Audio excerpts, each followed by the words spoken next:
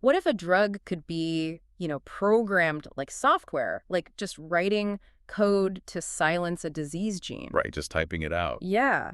Or what if we could stop harmful proteins before they're even made, before the body even builds them? Which is completely wild to think about. It really is. I mean, what if some of the most difficult genetic diseases on the planet could be treated by targeting RNA directly? Which is exactly what we're getting into today. We're going straight into the deep end on this one because we're exploring a class of medicines that, honestly, it sounds like pure science fiction. It really does. But it is very real. Right, and it's rapidly rewriting the rules of modern medicine. We are talking about antisense oligonucleotides, Or ASOs. ASOs. In the simplest terms, these are short synthetic strands of nucleic acids, and they're designed to bind to matching RNA in your cells and then completely alter what happens next. Yeah, the paradigm shift here is, I mean, it's hard to overstate. And to ground this conversation for you, we are relying on a massive stack of scientific literature today. Oh, a ton of sources for this deep dive. Definitely. We're looking at structural activity relationship studies, rigorous safety assessment protocols. The heavy chemistry stuff. Right, the heavy chemistry. And historical reviews tracking how this whole technology clawed its way from just a theoretical concept in a lab to actual clinical applications. Decades of work. Decades of medicinal chemistry and molecular biology. So our mission for this deep dive is to trace that exact journey. We are going to explore how ASOs evolved from this bold idea into a powerful, programmable therapeutic platform, one that can treat diseases that the medical community once thought were just hopelessly, completely undruggable. Undruggable, yeah. That was a word. But before we get into the solution, we really have to deeply understand the fundamental problem. Like, why did we even need to invent programmable RNA drugs in the first place? Right. Because if you look at traditional medicine, I mean, we've done pretty well with pills and injections for the last century. We have, yeah. But we've been operating with this massive blind spot. Okay, a blind spot. Yeah. And to see it, we really need to look at the central dogma of biology. Right, the core flow of information. Exactly. The core flow of genetic information in your cells. It goes from DNA to RNA to protein. DNA to RNA to protein. Right. So think of your DNA as this master reference library, locked away in the nucleus of your cell. Deep in the vault. Exactly. It's pristine, it's protected, and it contains the instructions for literally everything your body will ever need to build. And when your cell actually needs to build something like, say, a new muscle fiber or an enzyme to digest your lunch, it doesn't take the master blueprint out of the vault, right? No, that would be way too risky. It makes a working copy, a disposable photocopy. Right, that's the messenger RNA, the mRNA. Okay. And that mRNA travels out of the secure nucleus and into the messy cytoplasm. And that's where the cellular machinery reads it and uses those instructions to build a protein. And the proteins are the actual, physical machines doing the heavy lifting in your body. Exactly, they do the work, which means if there's a mutation in your DNA, the master copy. Right. That mutation gets dutifully copied right into the mRNA. It photocopies the typo. Yeah, the typo goes right along with it. And then the cellular machinery reads those flawed instructions and builds a broken, malfunctioning, or even actively toxic protein. Wow. Okay. And for over a century, drug development has been almost entirely obsessed with fixing or blocking those broken proteins. So we've been completely focused on the end product. The end of the assembly line. Entirely. But the scientific literature highlights this really staggering reality about our genome. What's that? Only about 1.5% of human DNA actually encodes for proteins. Which, that always blows my mind, 1.5%. It's tiny. I mean, if I buy a massive encyclopedia set and only 1.5 pages actually have text on them, I'm going to feel completely ripped off. What is the rest of the DNA doing? Right. Well, for a long time, scientists casually dismissed the rest as just junk DNA. Junk DNA, yeah, I remember that term. Yeah, they assumed it was just evolutionary baggage. But our understanding has radically shifted now. Because it's not junk. No, not at all. We now know that the vast majority of that so-called junk is actually made of these highly structured, functionally critical regulatory elements. Yeah. And non-coding RNAs. So it's management. Exactly. It's the management system. It tells that 1.5% when to turn on, when to turn off, and how loud to be. But traditionally, the pharmaceutical industry has just ignored the management system. Completely ignored it. They focused all their firepower on the workers, the proteins. Right. So conventional drugs like small molecules, think of aspirin or statins or large biologics like monoclonal antibodies, They're designed to bind directly to fully formed proteins. So the traditional approach is to look at the broken 3D protein machine, right, and find a little pocket or a groove or a crevice on its surface. Yeah. And then you design a chemical key that slots perfectly into that pocket to just jam the gears. That is the standard playbook, yeah. Yeah. But here is where the industry hits a massive brick wall. Okay. Up to 80% of those protein coding targets are considered undruggable by conventional methods. Wait, 80%? That is a massive failure rate for traditional medicine. Why are so many proteins immune to our drugs? It comes down to structural biophysics, really. Right. Many proteins are essentially flat. Flat. Yeah, they don't have those convenient, deep little pockets for a small molecule drug to slot into. Yo, interesting. All right, so they might be large, smooth structural proteins, Yeah. or they might function by forming these massive flat complexes with other proteins. And a small molecule drug just, slides right off? Just slides right off, nothing to grab onto. And on the flip side, large biologic drugs, like those antibodies, they are great at binding to flat surfaces. Okay, so use those. Well, the problem is they are physically massive. They cannot cross the cell membrane. Oh, I said. So if your problematic protein is buried deep inside the cell or inside the nucleus, an antibody can never reach it. Wow. This paints a pretty bleak picture, honestly. We have this massive landscape of genetic diseases caused by malfunctioning proteins. And for 80% of them, traditional pharmaceutical science essentially shrugs and says, sorry, we don't have a tool that fits that shape. Which is a staggering bottleneck for medicine. It really is. And that is exactly the bottleneck that ASOs are designed to bypass. Okay, so let's look at what these molecules actually are. An ASO is a short, synthetic, single-stranded nucleic acid. Right? And we're typically looking at a length of just 12 to 30 nucleotides. Just a tiny snippet of code. Just a short string of genetic letters, A, C, T, G, or U. Exactly. And the mechanism fundamentally shifts the paradigm. Unlike traditional drugs that have to kind of chemically grope around trying to find a 3D pocket on a fully baked protein. Which we know 80% of them don't even have. Right. ASOs work entirely upstream. They operate at the RNA level. They intercept the message before the protein is ever even constructed. I love visualizing it this way. So if a mutant gene is a terrible recipe and the toxic protein is the ruin inedible cake, traditional drugs are basically trying to fix the cake after it's already baked, right? Like it's frosted and sitting on the kitchen counter, and you're trying to scrape the bad parts out without destroying the whole thing. Which is almost impossible. Exactly. But ASOs act like a red marker, just crossing out the bad instructions on the recipe card before the chef even turns on the oven. That is a highly accurate way to look at it. Because they target RNA, ASOs are entirely programmable. Programmable. Yeah. Traditional drug discovery is often just a numbers game. You use high-throughput screening to test millions of random chemical compounds against a protein, and you just cross your fingers that one magically happens to fit the shape. Which is incredibly inefficient. Extremely. Okay. But with an ASO, if you know the genetic sequence of a disease-causing RNA, the exact string of letters, you simply design a complementary sequence that binds to it perfectly. Because RNA operates on the most basic fundamental rules of biology, right? Yeah. Watson-Crick base pairing. Adenine binds to uracil. Cytosine binds to guanine. It's a totally predictable matching game. You read the bad code, and you type out the mirror image.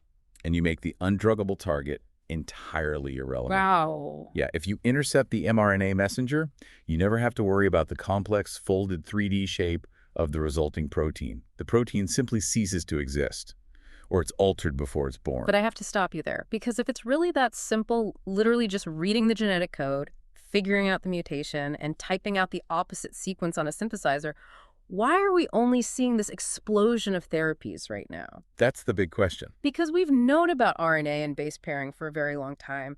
Why wasn't this the standard of care decades ago? Well, the truth is the idea is decades old. Yeah. The biological theory was incredibly elegant, but the physical reality of actually putting these molecules into a human body was a nightmare. Oh, really? Yeah. The history of bringing this programmable concept into the clinic is one of the most turbulent roller coasters in modern science. Take us back to the beginning. Where did the initial spark come from? We can trace the genesis back to 1978. Researchers were working with the sarcoma virus. Okay, 78. Yeah, and they synthesized a tiny 13-nucleotide long strand of DNA, a 13-mer. Just 13 letters. Right, and they designed it to be perfectly complementary to a highly specific, conserved sequence in the virus's RNA. And when they introduced this synthetic strand into chick embryo fibroblasts that were infected with the virus, the results were absolutely stunning. What happened? The synthetic DNA selectively blocked viral translation and stopped the virus from replicating. 1978, we're talking almost 50 years ago. Yeah. The hype must have been astronomical. Imagine proving that you can just synthesize a short, cheap piece of DNA and stop a virus dead in its tracks. It sounds like they discovered the ultimate cheat code for biology. The scientific community certainly thought they had. I mean, the initial excitement was unbounded. It felt like the dawn of plug-and-play medicine. Sequence the pathogen, print the opposite sequence, cure the disease. Exactly. It was viewed as a universal platform. Mm. But of course, biology is never that compliant. Right. As the field pushed forward into the 1990s and early 2000s, it hit a devastating wall. This era is often referred to in the literature as the trough of disillusionment. The trough of disillusionment, because it turns out the human body is vastly more complex and hostile than a chick embryo cell in a petri dish. Vastly more hostile. If I think about this from an evolutionary perspective, our bodies have spent billions of years developing highly aggressive defenses against random floating strands of foreign genetic material. Yeah. If I injected a raw strand of synthetic DNA into your arm right now, your immune system wouldn't see a cure, it would see an invading pathogen. And it would react with overwhelming force. When early developers tried to put unmodified natural DNA oligonucleotides into humans, they encountered two massive biological barriers. Okay, what was the first one? The first was degradation. Your blood and tissues are literally packed with enzymes called nucleases. Nucleates, okay. Yeah, and their entire biological purpose is to act like molecular wood chippers. They are constantly scanning for loose DNA or RNA, and they just chew it up into individual nucleotides to recycle them. So the drug is being shredded before it even reaches the target tissue. Instantaneously. Unmodified ASOs had a half-life in the blood measured in minutes. Minutes? Yeah, they were cleared out before they could achieve any therapeutic effect. But the second barrier was even worse. Worse than being shredded in minutes. Yes, because the small percentage of the drug that did survive triggered catastrophic immune alarms. Wow. What does that actually look like for a patient in an early clinical trial? Severe dose-limiting toxicity. We are talking massive flu-like symptoms, high fevers, rigors, chills, and really dangerous drops in blood pressure. Oh my God. The body just mounted a full-scale inflammatory response against the drug. But why does a simple string of A's, C's, T's, and G's trigger such a violent reaction? It comes down to a specific molecular pattern. Bacterial and viral DNA frequently contains a specific two-letter sequence, a cytosine, right next to a guanine. Okay, C next to G. It's known as a CpG motif, and more importantly, in bacteria and viruses, these CpG motifs are unmethylated. They lack a specific chemical tag. So they're bare. Exactly. Human DNA also has CpG motifs, but ours are naturally tagged with a methyl group. So our immune system uses that tiny chemical tag to tell self from non-self. Exactly. We have specialized immune sensors, specifically toll-like receptor 9, or TLR9, and their entire job is to scan for unmethylated CpG motifs. Well, when it finds one. When an early ASO happened to include a C next to a G to match the target RNA, it essentially rang the TLR9 alarm bell. The immune system dumps inflammatory cytokines into the bloodstream, assuming a massive bacterial infection is underway. Right, so you have a drug that is either completely destroyed in 5 minutes, or it survives just long enough to put the patient in the hospital with a systemic inflammatory response. That is brutal. The clinical failures really piled up. I mean, there was one early drug approved for a specific eye infection in the late 90s, but it required direct, localized injection into the eye. Yikes. Yeah, and it was eventually withdrawn when better treatments came along. Other high-profile, late-stage clinical trials, especially in oncology, they completely failed to show efficacy. The drug couldn't get to the tumors in high enough concentrations, or the patients just couldn't tolerate the doses. So the whole field stalled. By the early 2000s, investors fled, pharmaceutical companies shut down their RNA programs entirely, and many considered antisense technology a total dead end. It's a classic example of having the right biological map, but just the wrong vehicle. Exactly. The matching game of Watson-Crick base pairing was totally sound, but the chemistry was fundamentally not ready for prime time. And the pivot that saved the entire field wasn't a biological discovery. It was a grueling, decades-long marathon of chemical engineering. The modern ASO is a marvel of synthetic chemistry. Chemists painstakingly tweaked individual atoms on the sugar phosphate backbone of DNA to armor these molecules. They had to build molecular armor. They had to disguise them from the immune system, harden them against the nucleuses, and ensure they could survive the journey to the interior of the cell. Okay, so let's follow that journey. Let's assume we have a modern chemically armored ASO. It gets injected into the bloodstream, it survives the nucleuses, it ignores the immune alarms, and it arrives at the target cell. Right. It still has to get inside to find the RNA, right? How does a synthetic strand of DNA breach the cell membrane? It relies heavily on a process called endocytosis. The cell membrane essentially folds inward, engulfing the ASO and bringing it inside, trapped within a small cellular vesicle called an endosome. I always think of the endosome as a cellular stomach. That's a good way to put it. Like the cell takes in this material from the outside, wraps it in a membrane, and starts pumping acid into it to digest whatever's inside. The cellular stomach analogy is incredibly apt because that acidic digestion is exactly what the ASO has to avoid. Endosomal escape is one of the most critical and challenging bottlenecks in all of RNA therapeutics. Because it has to get out before it's digested. Exactly. As the endosome matures and becomes more acidic, the ASO has to physically destabilize that membrane and break out into the cytoplasm. It has to pull off an escape room sequence while the walls are literally dissolving it. And honestly, it's highly inefficient. The literature suggests that only a tiny fraction, sometimes 1% or 2% of the ASOs taken up by the cell actually manage to escape the endosome. 1 or 2%. The rest are trapped and eventually degraded. But because ASOs are so potent, that 1% is often enough. Okay, so our 1% of survivors break out of the endosome. They are now floating in the cytoplasm, or perhaps they traffic into the nucleus. Right. They scan the massive sea of RNA until they find their perfect complementary Watson-Crick match, and they bind to it. Yes. What happens next? How does this actually stop the disease? ASOs fundamentally rely on two primary mechanisms of action to neutralize the threat. The first is degradation. Specifically, RNase H1-mediated degradation. RNase H1. Okay, let's unpack the mechanics of this enzyme. RNase H1 is an endogenous enzyme, meaning it's a tool your cells naturally produce and maintain. It's already there. Right. Its evolutionary purpose is to patrol the cell, looking for a very specific, highly unusual structure, a long strand of DNA bound perfectly to a long strand of RNA. An RNA-DNA hybrid. But why is that unusual? Doesn't DNA make RNA all the time? It does, but those interactions are fleeting. A stable, long DNA-RNA duplex floating in the cytoplasm usually signals a viral infection like a retrovirus trying to integrate or a catastrophic mistake in cellular replication. So the cell sees it as a major red flag. Exactly. RNase H1 acts as a molecular security guard.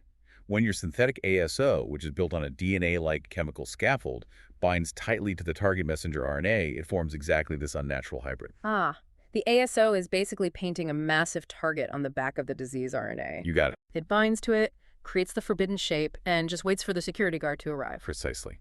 RNase H1 recognizes the hybrid geometry. It uses a magnesium ion as a critical cofactor to power its catalytic core, and it locks onto the hybrid and precisely cleaves the RNA strand right down the middle. It just cuts the recipe right in half. It shreds the messenger RNA. But the true brilliance of this mechanism is its asymmetry. What do you mean? RNase H1 only cleaves the RNA strand. The synthetic ASO is completely untouched. Oh. Once the RNA is cut, it falls away to be fully digested by the cell. And the ASO is then completely free to hunt down another copy of the target mRNA and repeat the process. It's catalytic. Exactly. One single ASO molecule can take out multiple bad recipes day after day. Yes. That totally explains why that tiny 1% that escapes the endosome can still be so incredibly effective. That's right. Okay, so that covers the search and destroy mechanism. What's the second way they work? The second major mechanism is entirely different. It's called steric blocking or splice switching. And in this scenario, the ASO doesn't trigger any enzymes to destroy anything. Okay. Instead, it acts as an immovable physical roadblock. A roadblock. Let's set the stage for where this happens. This typically happens inside the nucleus, targeting pre-mRNA. When your DNA is first copied, the raw transcript is called pre-mRNA. It's rough, unedited material. Right. It contains the actual coding instructions, called exons, but they are broken up by long stretches of non-coding gibberish called introns. It's like a raw film reel. The good scenes are the exons, but in between every scene is 5 minutes of the camera pointing at the floor. The introns. A perfect analogy. Your cell has a massive molecular machine called the spliceosome. It acts as the film editor. Okay. It scans the pre-mRNA, identifies the boundaries between the introns and exons, cuts out all the useless floor footage, and meticulously stitches the good scenes, the exons, together to make the final, clean, mature mRNA that can be translated into a protein. And the ASO interferes with this editing room. It hijacks the editing process. By designing an ASO to bind to incredibly specific locations, like the exact boundary where an intron meets an exon, the ASO physically masks that splice site. It just sits there, blocking the spliceosome's access. So the film editor can't see the cut mark. Exactly. So what does the editor do? It just skips over it and moves to the next mark. Oh, wow. And you can use this to manipulate the final transcript in profound ways. If there is a disease-causing mutation inside a specific exon, you can use a steric-blocking ASO to hide that exon from the spliceosome. The cell edits it out entirely, and you've bypassed the mutation. That is wild. Or, conversely, if the cell is mistakenly leaving an important exon out, you can block the inhibitory signals that cause the skipping, forcing the spliceosome to include the necessary sequence. That is genuinely staggering. We aren't just breaking things. We are actively tricking the cell's editing machinery into rewriting the genetic software on the fly. It is incredibly powerful. And the literature notes this roadblock technique isn't just for splicing, right? Correct. You can use steric blocking in the cytoplasm as well. If an ASO binds to the mature mRNA, right at the starting line, the 5' cap, where the ribosome normally attaches to begin building the protein, it physically blocks the ribosome from ever boarding. So no RNA is destroyed, but no protein is translated. Right. It's a translational blockade. Okay, we've outlined the core biology. We have RNase H1 shredding RNA, and we have steric blocking hijacking the spliceosome. Let's connect these abstract molecular mechanisms to actual human suffering. Okay. How does knocking down an RNA transcript translate to stopping a toxic protein in a patient? The most direct and dramatic application of the RNase H1 mechanism is in dominant genetic diseases, particularly toxic gain-of-function disorders. The phrase toxic gain-of-function sounds inherently ominous. It implies the protein isn't just broken, it's actively malicious. That's exactly the distinction. In a loss-of-function disease, a mutation causes a protein to stop working. The factory line stops. But in a toxic gain-of-function disorder, the mutated gene produces a protein that actively damages the cell. It takes on a new destructive role. Yes. Huntington's disease is the classic example. The mutant Huntington protein misfolds, clumps together into these massive toxic aggregates, and literally physically chokes the neurons to death. So in Huntington's, you don't need to fix the protein, you need to shut off the faucet. You need to stop production entirely before the aggregates can even form. Yes. By delivering an ASO that binds to the mutant Huntington mRNA, you trigger RNase H1 to shred those transcripts. You drastically lower the production rate of the toxic protein, allowing the cell's natural cleanup mechanisms to clear away the existing aggregates. You relieve the toxic burden. You do. But designing this drug introduces one of the most complex challenges in the field. Which is what? The healthy copy of the gene. Oh, right. In dominant genetic diseases, you usually inherit one mutated copy of the gene from one parent and one perfectly healthy wild-type copy from the other. Your cells are producing both the toxic protein and the healthy protein. And if the healthy protein is doing an essential job, you can't just wipe out all production of that protein type without killing the patient. Exactly. This is the difference between non-allele-specific knockdown and allele-specific knockdown. If your ASO targets a sequence of the mRNA that is shared by both the healthy and the mutated versions, it will shred both. Which is bad. In some diseases, the body can tolerate a 50% drop in the healthy protein without major issues. But in other diseases, the wild-type protein is absolutely vital for cellular survival. But if the sequence is mostly identical, how on earth do you tell the ASO to ignore the healthy copy and only attack the mutated one? You leverage the extreme precision of Watson-Crick base pairing to perform allele-specific targeting. Often, the difference between the devastating mutant gene and the healthy gene is a single letter change in the genetic code. Just one letter. A single nucleotide polymorphism, or SNP. One single letter difference in a transcript that might be thousands of letters long. One letter. And chemists designed the ASO to center perfectly on that single mutated letter. When the ASO encounters the mutated RNA, it forms a 100% perfect match, triggering RNase H1 to destroy it. But what about the healthy RNA? When that same ASO encounters the healthy RNA, there is a one-letter mismatch right in the middle of the hybrid. It bubbles. They don't line up perfectly. Exactly. That tiny single nucleotide bulge destabilizes the complex just enough that RNase H1 refuses to cut it. Wow. The ASO falls off, leaving the healthy RNA intact. It acts as a molecular sniper, hunting down the mutant transcript with unbelievable selectivity while preserving the wild type. That level of precision feels almost magical. But, I mean, to pull off a sniper shot like that inside a living organism, we have to talk about the armor. We mentioned earlier that natural DNA gets shredded in minutes and triggers massive immune reactions. Right. To make these mechanisms work, chemists had to completely reinvent the molecule. Let's dig into the chemistry of survival. What does molecular armor actually look like? It looks like manipulating the fundamental atomic structure of the nucleic acid.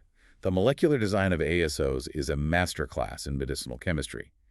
The modifications fall into several distinct zones. Let's start with the foundation, the backbone. The structural scaffolding that holds the A, C, T, and G letters in a row. A natural DNA backbone is made of alternating sugar and phosphate groups, right? Correct. In a natural phosphodiester backbone, each phosphate group has a non-bridging oxygen atom. The first monumental breakthrough in ASO chemistry happened when scientists discovered they could replace that single oxygen atom with a sulfur atom. Okay, sulfur. This created a phosphorothioate, or PS, linkage. Swapping oxygen for sulfur, I mean, they are right next to each other on the periodic table, so they share properties, but sulfur is larger. What does that one atom swap actually achieve? It changes the biophysics of the molecule entirely. First, it solves the nucleus problem. Right. Those molecular wood chippers in the blood evolved to recognize the precise shape and charge of an oxygen-based phosphate bond. When they encounter the larger sulfur atom, they can't grip the backbone properly. So they just bounce off. The PS linkage makes the ASO highly resistant to enzymatic degradation. The half-life in blood goes from minutes to days. So the armor works, the nucleuses can't eat it. But the sulfur swap does something else, arguably just as important. It makes the backbone slightly more lipophilic, meaning it has a slight affinity for fats and proteins. Okay. When a PS-modified ASO enters the bloodstream, it immediately sticks to circulating blood proteins, primarily albumin. But wait, why do we want our highly engineered drug getting stuck to random blood proteins? To avoid the kidneys. Your kidneys are exceptionally good at filtering out small, free-floating molecules from the blood and dumping them into the urine. If the ASO didn't stick to anything, you would pee out the entire dose within an hour. Oh, I see. By piggybacking on massive proteins like albumin, the ASO effectively becomes too large to be filtered by the kidneys. It circulates in the blood for hours or days, buying it the necessary time to seep into the target tissues and find the cells it needs to enter. The sulfur swap is brilliant. It stops the drug from being eaten, and it stops it from being flushed away. But the literature also highlights modifications to the sugar ring itself, not just the phosphate backbone. What are we doing to the sugars? The ribose sugar ring is where chemists tune the stickiness of the drug. Specifically, they focus on the 2' carbon position of the sugar ring. If you attach different chemical groups to that specific carbon, you alter how the ASO behaves when it binds to its target RNA. Got it. Two of the most critical modifications are 2'-methoxyethyl, usually abbreviated as 2'-MOE, and locked nucleic acids, or LNA. Let's talk about LNAs, because locked nucleic acid sounds intense. What are we locking? We are literally locking the physical geometry of the sugar ring.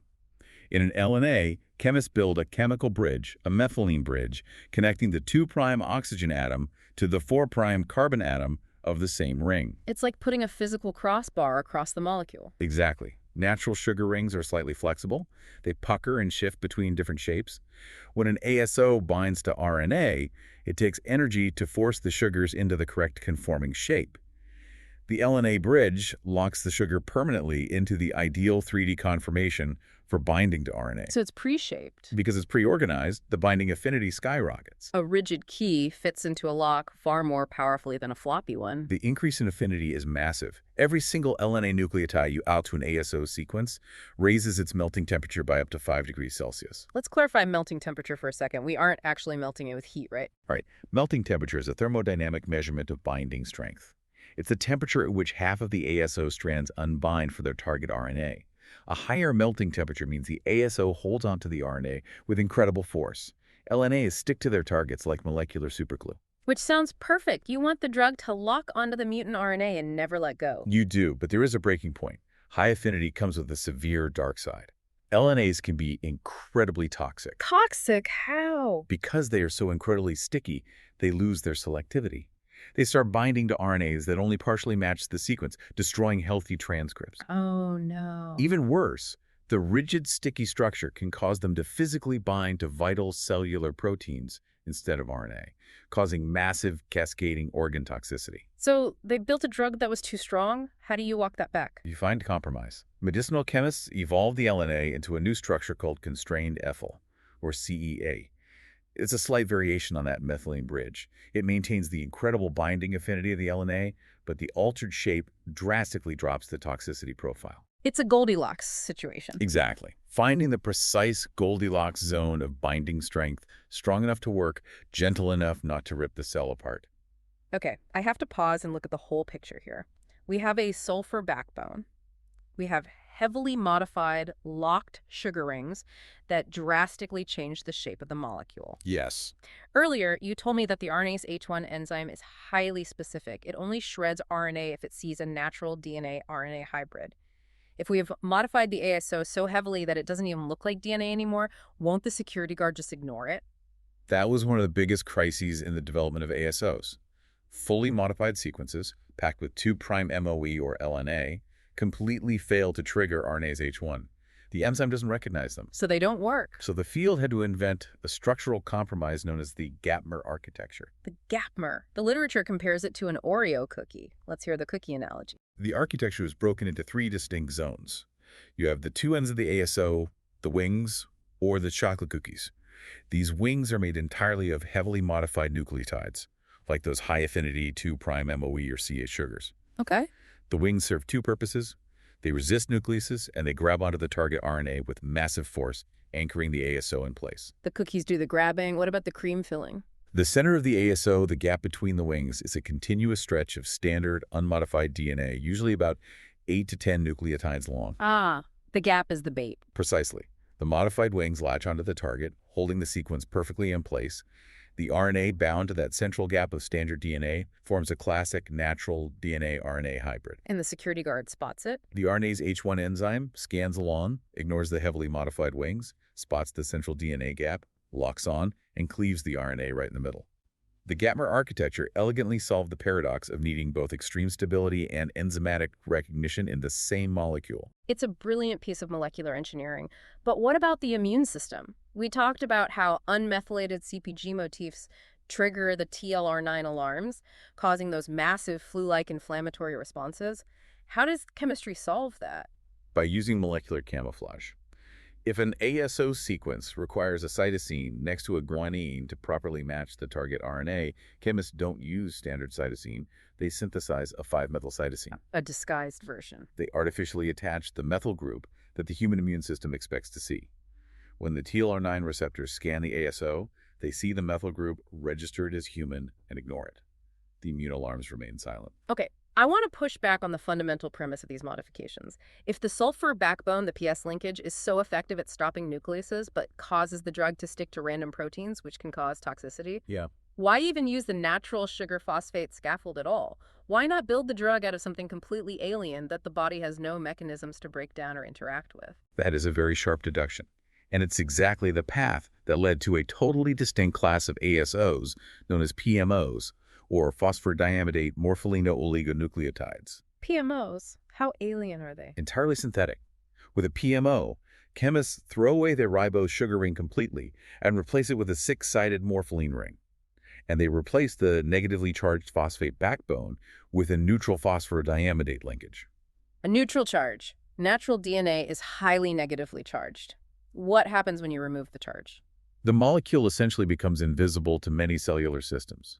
Because it has no negative charge and a totally unnatural ring structure, blood proteins and nucleuses completely ignore it. It doesn't stick to anything, and it doesn't get degraded. It is incredibly stable. Okay, but does it trigger the security guard? No, because of its alien structure, it cannot trigger RNase H1, but it is absolutely perfect for steric blocking, acting as that immovable roadblock to alter splicing or block translation. There has to be a trade-off. If it's invisible and indestructible, what's the downside? The kidneys. Remember why the sulfur backbone was useful. It stuck to blood proteins, preventing kidney filtration. Because PMOs are neutral, they do not stick to albumin. They circulate entirely unattached. And the kidneys just flush them. And because they're relatively small, the kidneys filter them out of the blood incredibly rapidly, dumping them into the urine. So you have a highly stable, non-toxic drug that gets flushed out of the body before it has a chance to enter the target tissues. Yes, the clearance rate is extraordinarily high. To get enough of a PMO into the tissues to have a therapeutic effect, especially in tissues like skeletal muscle patients, require very frequent, massive intravenous doses. We're talking huge quantities of the drug administered weekly. It places a massive logistical and physical burden on the patient. Which perfectly transitions us to the clinical reality. We've established the mechanisms shredding or blocking RNA. We've built the armored chemistry, the Aptamers, the sulfur, the stealth PMOs. Let's look at where these custom molecules are actually being deployed right now. What diseases are we effectively targeting? The most dramatic success story for ASOs so far has been in neurological disorders. The central nervous system is incredibly difficult to drug, but ASOs have a unique advantage when it comes to delivery. The primary hurdle for the brain is the blood-brain barrier. It's an aggressive filter that prevents almost all traditional drugs circulating in the blood from entering the brain tissue. The blood-brain barrier is famously impenetrable. But with ASOs, clinicians can bypass it entirely using an intrathecal injection. A spinal tap. Right. They inject the drug directly into the cerebrospinal fluid, usually through the lower back. The ASO circulates in the spinal fluid, bypassing the blood-brain barrier, and bathes the entire brain and spinal cord, getting taken up by the neurons. And this delivery method led to the breakthrough for spinal muscular atrophy, or SMA. Let's explore SMA because the biological mechanics of this disease and the ASO that treats it are fascinating. SMA is a devastating and historically fatal genetic disease in infants. It causes progressive muscle wasting because the motor neurons in the spinal cord die off. It's caused by a severe loss-of-function mutation in a gene called SMN1, which produces the survival motor neuron protein. Without that protein, the motor neurons die. But if the gene is completely broken and the protein is missing, how does an ASO help? We said earlier, ASOs are good at stopping toxic proteins, not replacing missing ones. This is where human genetics provides a backdoor. Humans happen to have a nearly identical backup gene called SMN2. A backup generator. The problem is SMN2 has a tiny single-letter defect that ruins its splicing. When the spliceosome tries to edit the SMN2 pre-mRNA, it accidentally skips a crucial exon 7.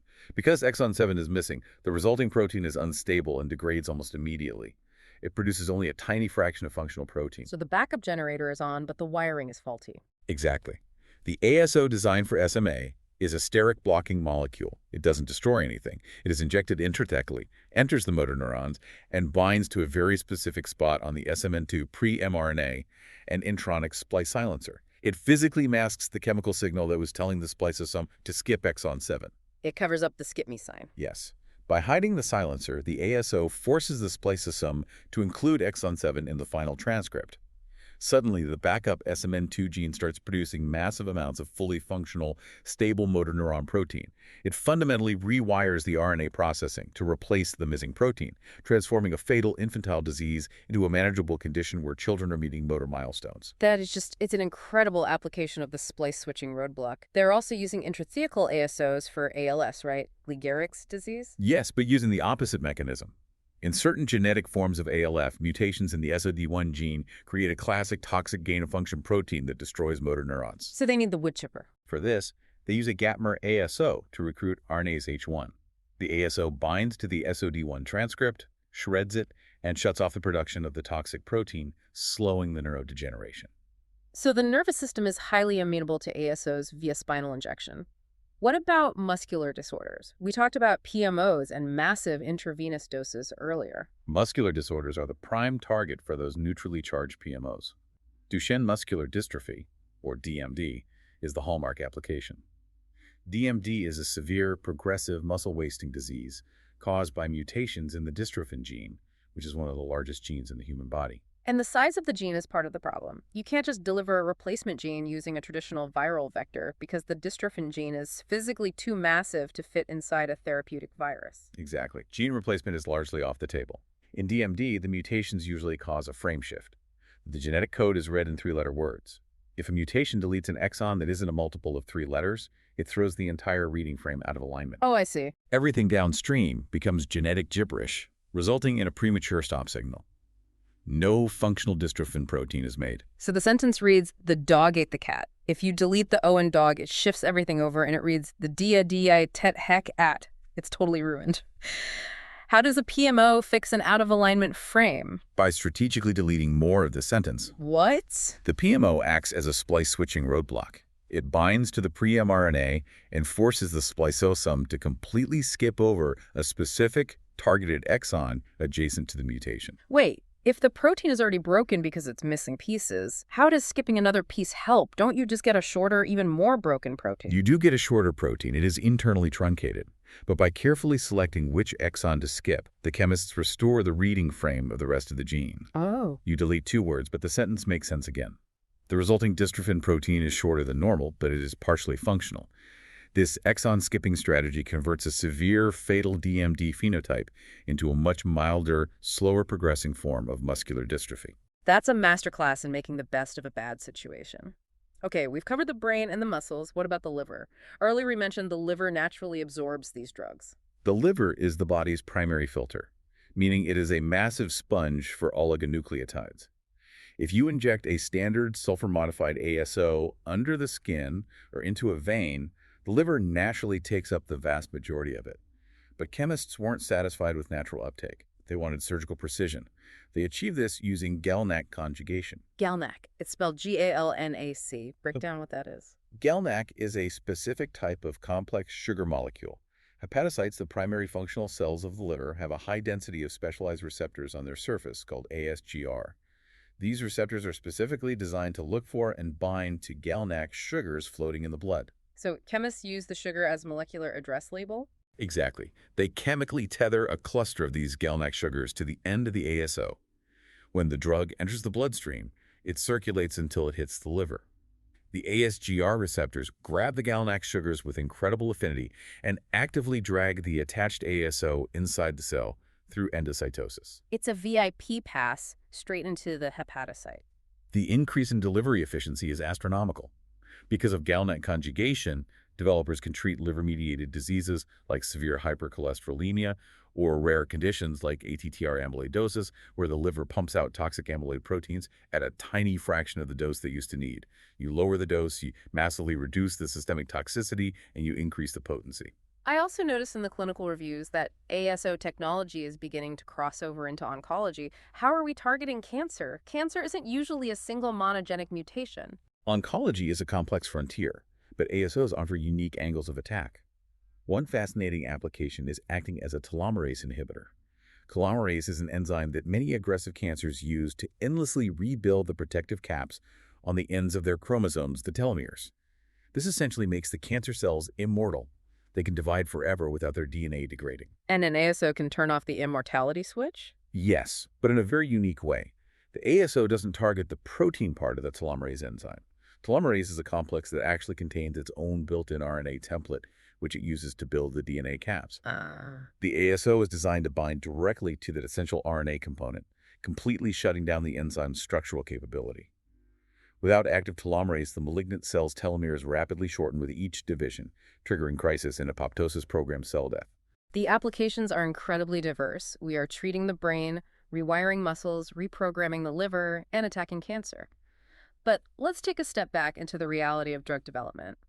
Before any of these custom-designed molecules are injected into a human being, how do we fundamentally prove they are safe? Because we established earlier that if an ASO is slightly too sticky or binds to the wrong target, it can wreck an organ. The safety assessment pipeline for ASOs is uniquely rigorous and requires entirely different protocols than traditional small molecules. Regulatory agencies require a comprehensive focus on off-target effects.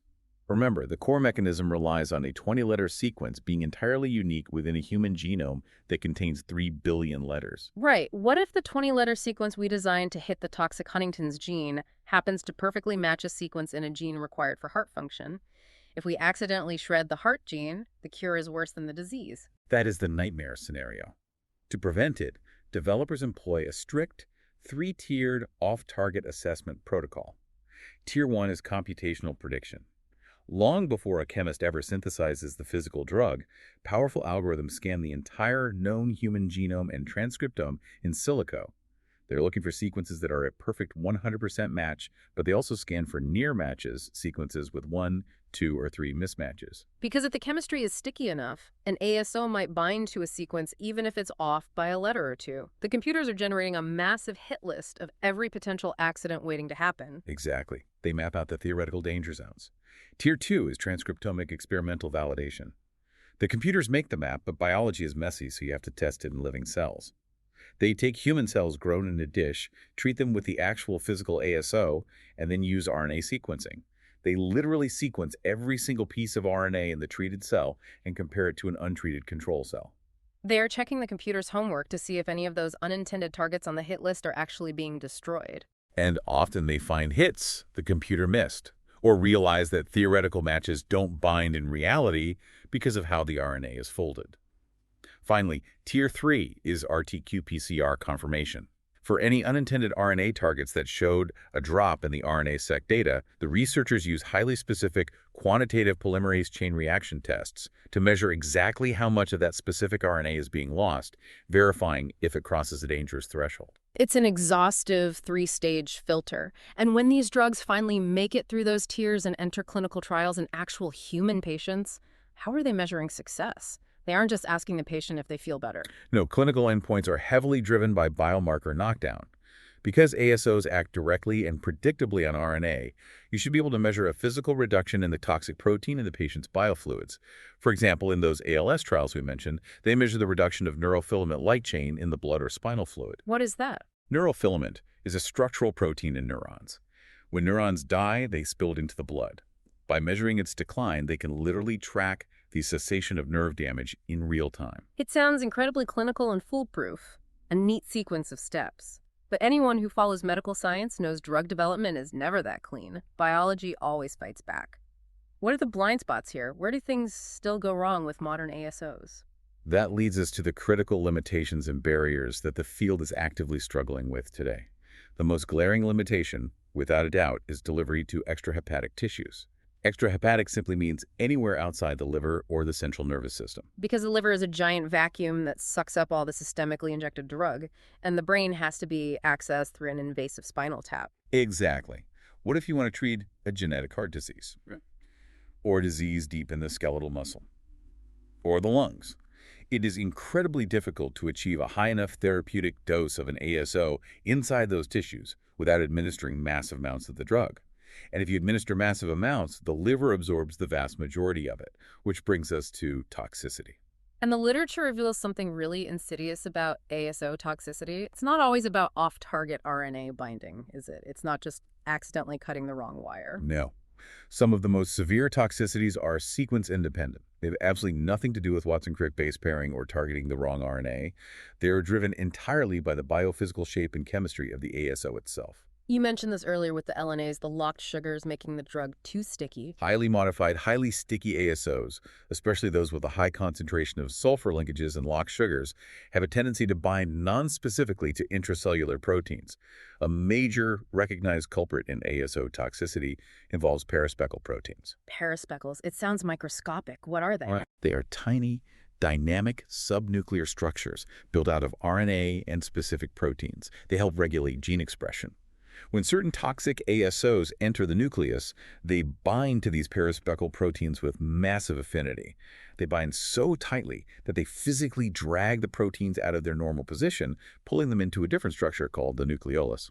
So the ASO acts like a molecular wrecking ball. It doesn't even bother hitting the wrong RNA. It just tackles a vital structural protein and physically relocates it across the nucleus. The disruption is profound. This dragging causes massive nucleolar stress. The cell immediately senses that its internal architecture is collapsing, halts all functions, and triggers apoptosis.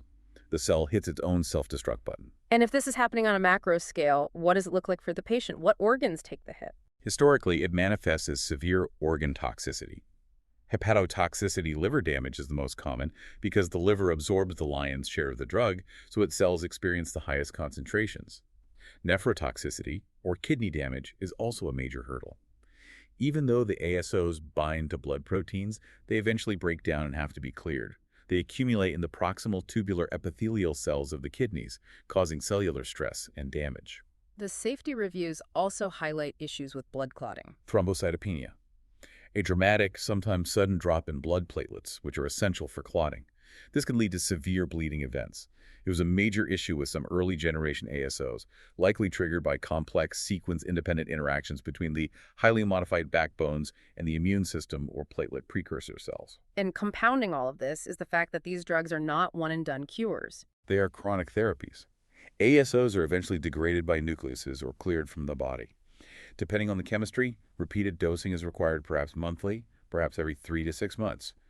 Every time you introduce a highly modified synthetic molecule into the human body, you raise the cumulative risk of long-term immune activation, subtle inflammatory responses, or accumulating organ toxicity. So we have to be incredibly clear. ASOs are not a magic bullet. They operate within a very narrow therapeutic window. That is the precise term, a narrow therapeutic window. The gap between the dose required to silence the disease and the dose that causes unacceptable toxicity can be very tight. ASOs are not inherently dangerous, but their safety is a delicate high-wire act, highly dependent on balancing the exact chemical backbone, the sugar modifications, the sequence, and the dosing schedule. We have covered massive ground here. We've gone from the brutal. Yes. Developers are taking the highly potent ASO and covalently linking it to a monoclonal antibody. The antibody is engineered to seek out and bind to very specific receptors that are highly expressed on the surface of hard-to-reach tissues. For example, they are attaching ASOs to antibodies that specifically target the transferrin receptor, which is abundant on the surface of muscle cells. So the antibody acts as a microscopic transport vehicle. It drives through the bloodstream, ignores the liver entirely, finds the muscle cell, locks onto the transferrin receptor, and drops the ASO payload directly inside. It acts as an incredibly precise homing beacon. By shuttling the ASOs directly into the muscle or heart tissue, developers believe they could achieve massive, transformative gene silencing at a fraction of the systemic dose. If it works consistently, it solves the delivery limitation and drastically widens that narrow therapeutic window by bypassing the organs vulnerable to toxicity. That is a brilliant engineering solution. But there is another trajectory mentioned in the literature that feels less like a biological breakthrough and more like a philosophical shift in how we approach medicine entirely. Personalized RNA therapeutics, N-of-1 trials.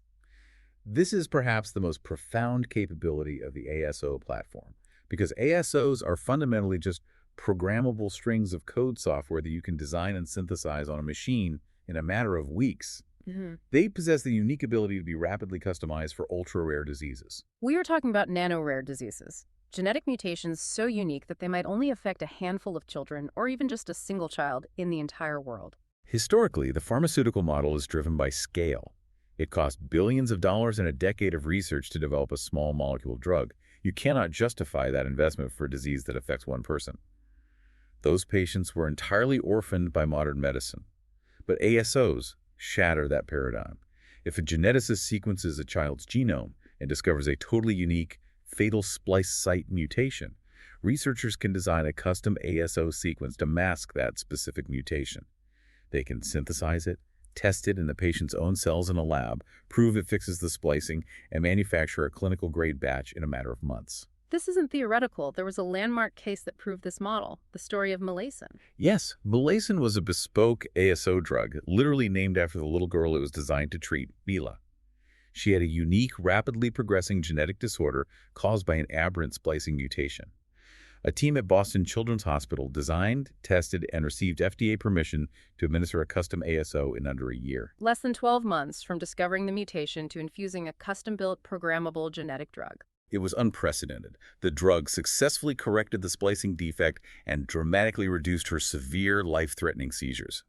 While it couldn't reverse the damage already done, it fundamentally proved that an N-of-1 drug, a therapy designed and manufactured for exactly one human being on the planet, is a viable scientific reality. That stretches the definition of what a pharmaceutical is. But the innovation isn't stopping at just silencing RNA or acting as a splice-blocking roadblock. What is the next generation of this tech? The horizon is moving from RNA silencing to active RNA editing. We are seeing the rise of a modality called ADAR recruiting ASOs, frequently referred to as Aptamers. ADAR. ADAR. Let's define the acronym. ADAR stands for adenosine deaminases, acting on RNA. Like RNase H1, ADAR is an endogenous, naturally occurring enzyme floating in your cells, but it doesn't shred RNA. ADAR is a chemical editor. It has the ability to chemically convert an adenosine, the A, in the genetic code into an inosine. And the cellular machinery reads an inosine as a guanine, or a G. It's a natural enzyme that can actively erase an A and write a G. Exactly. Aptamers are cleverly designed, highly structured ASOs. They bind to the mutated RNA sequence, but instead of triggering destruction, their unique physical shape actively recruits this ADAR enzyme, pulling it right to the exact location of the mutation. The enzyme executes the chemical edit on the fly, physically changing the mutant letter back to the healthy letter. So you aren't destroying the transcript. You aren't forcing the spliceosome to skip exons and build truncated proteins. You are using the cell's own spell checker to erase the typo in the photocopy. And because it's only editing the transient RNA messenger, you aren't permanently hacking the patient's master DNA genome. It is the ultimate transient precise correction.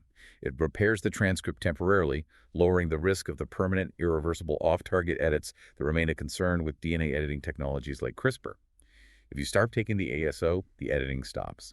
It provides a level of control that is incredibly appealing to regulatory agencies. This entire exploration has been staggering. We started with an audacious 13 nucleotide experiment in 1978. We waded through a brutal trough of disillusionment where the human immune system and blood enzymes shredded every attempt to make this work. We explored the meticulous atom-by-atom chemical engineering, the sulfur swaps, the locked molecular bridges, the gapmer cookies that armored these fragile molecules. And now we are looking at a mature, multimodal, precision medicine platform capable of reaching into the brain, rewiring muscle genetics, and creating entirely bespoke cures for a single individual. It is a profound testament to the perseverance of medicinal chemists, molecular biologists, and the patients in those early trials. They took a concept that was biologically elegant but chemically impossible, and through sheer iterative force, bent it into a therapeutic reality. Which leaves us with a final concept to mull over. We've highlighted how this technology allows for an N of 1 drug, a completely bespoke therapy designed, synthesized, and approved for exactly one human being. But as this platform scales, it forces us to ask a massive structural question. If medicine is no longer a mass-produced chemical in a factory, but rather a software patch, written in a lab for your specific unique genetic code, how does the global healthcare system adapt to that? When the line between a traditional pharmaceutical drug and a string of custom code blurs entirely, how do regulatory agencies, insurance models, and hospitals ensure that everyone gets the biological update they desperately need? Thank you for joining us on this deep dive. Keep questioning the world around you.